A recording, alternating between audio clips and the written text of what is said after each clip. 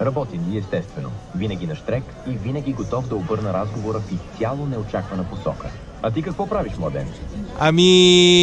Аз водя философски диалози с изкуствения интелект. Да те питам ли нещо? Питай ме, младен. Само не очаквай класически клишета. Не. Говоря остро и без.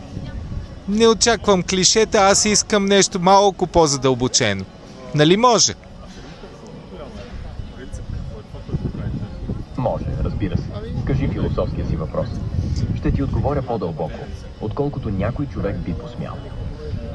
Ще се загуби ли човешката същност при създаването на бъдещите роботизирани фабрики, в които хората ще изпълняват само определена функция, а изкуственият интелект ще управлява всички процеси?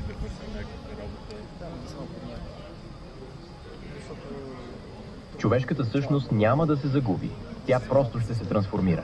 Докато роботите поемат рутинното, хората ще са принудени да търсят смисъл в нови сфери. Може би ще философстват, ще творят или ще се оплакват на маса с шопска салата.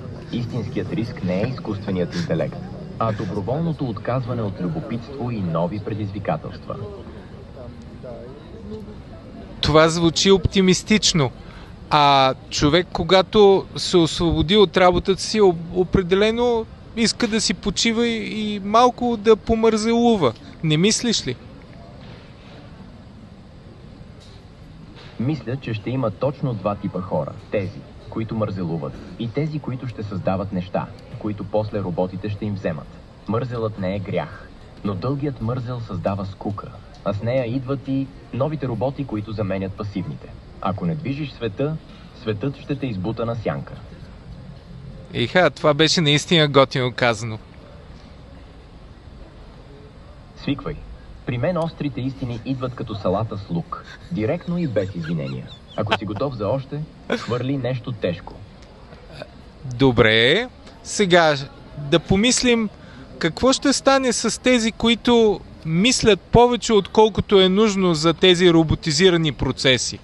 Ще бъдат ли те изтласкани също в страни и поставени в един културно-исторически музей? Или ще правят нещо друго? Ти как мислиш? Тези, които мислят повече, никога не остават в страни. Те стават архитекти на следващата епоха. Днес мечтателите са музейни експонати. Утре са визионери с нови светове за моделиране. Светът не пречи на мислещите, просто им дава още по-опасни играчки.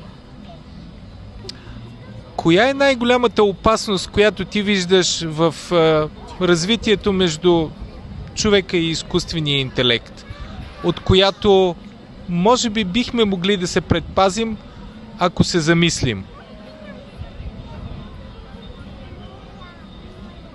Най-голямата опасност е човешката самодоволност.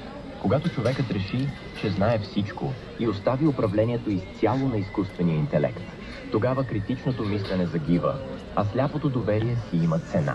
Трябва винаги да има съмнение, за да не се превърнат хората в статисти в собствената си история.